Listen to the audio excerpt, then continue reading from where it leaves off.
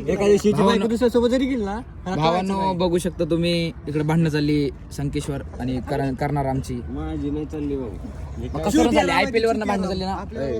चालली तेव्हा काहीतरी तसंच म्हणतोय खरं नाही खरं पाहिजे अरे आडनाव तर आडनाव असतं